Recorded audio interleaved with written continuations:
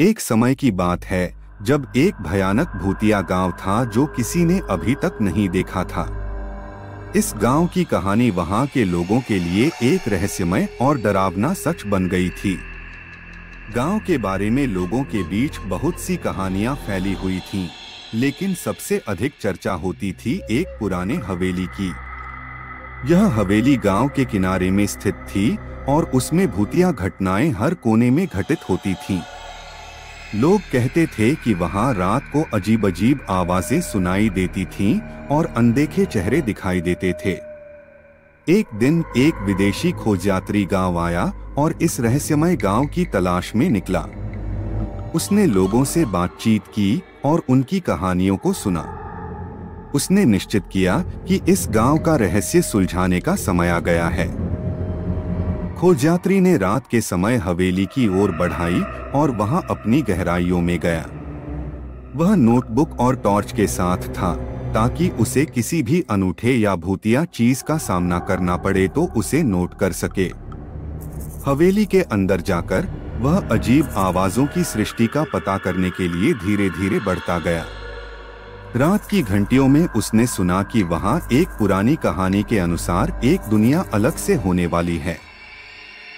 अचानक वह एक पुराने बुकशेल्फ में एक विचित्र सिर्जना देखता है जो उसे अजीब लगती है। उसने उस चित्र को ध्यान से देखा और वह देखता है कि वह चित्र गांव के भूतिया माहौल की रहस्यमय दुनिया की प्रतीक्षा कर रहा है।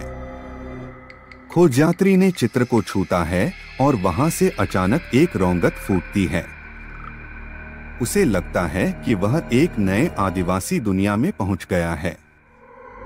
वहां के लोग दुनिया के अलग अलग हिस्सों में रहते हैं और एक अद्वितीय सांस्कृतिक विविधता का प्रतीक हैं। खोजयात्री ने उन लोगों से मिलकर उनकी भाषा सीखी और उनकी दुनिया के रहस्यों को जाना।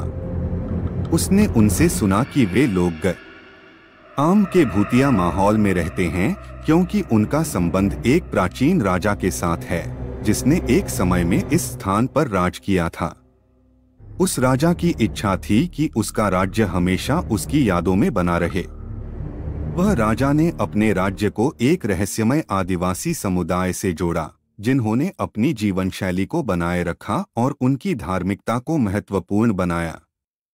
राजा के साथ इस समुदाय ने एक अद्वितीय सांस्कृतिक समृद्धि बनाए रखी थी।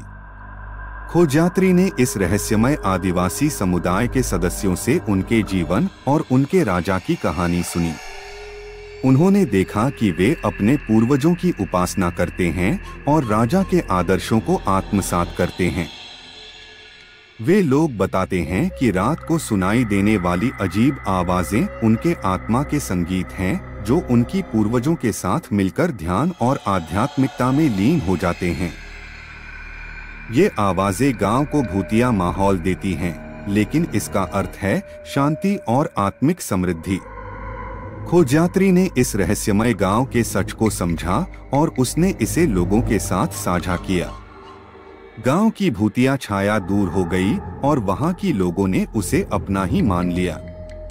इस कहानी से सीख मिलती है कि कभी-कभी हमारी भयानक भूतिया अनुभूतियां हमें एक नए संदर्भ में ले जाती हैं, जो हमें अपने पूर्वजों और उनके मूल्यों का समर्थन करने की आवश्यकता को समझने का अवसर देती हैं।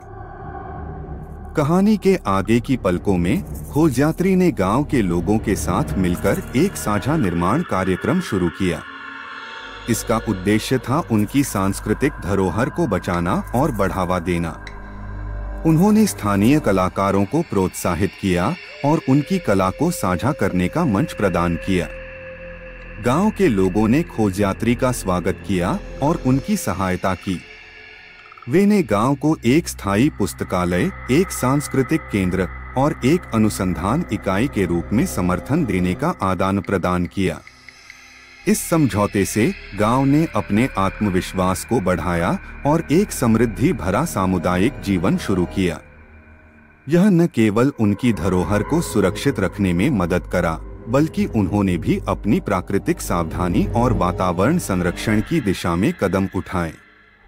खोजयात्री ने यहाँ का नया सांस्कृतिक रूप देखा और उनकी सार्थक यात्रा गांव की समृद्धि में महत्वपूर्ण भूमिका निभाई।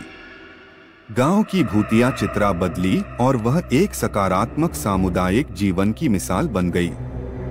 इस कहानी से हमें यह सीखने को मिलता है कि भूतिया या डरावना माहौल हमें अद्वितीयता और सांस्कृतिक समृद्धि की ओर बढ़ने का अवसर प्रदान कर सकता है, यदि हम उसे सही दृष्टिकोण से देखें और समझें तो हम नई और सुंदर यात्रा का हिस्सा बन सकते हैं।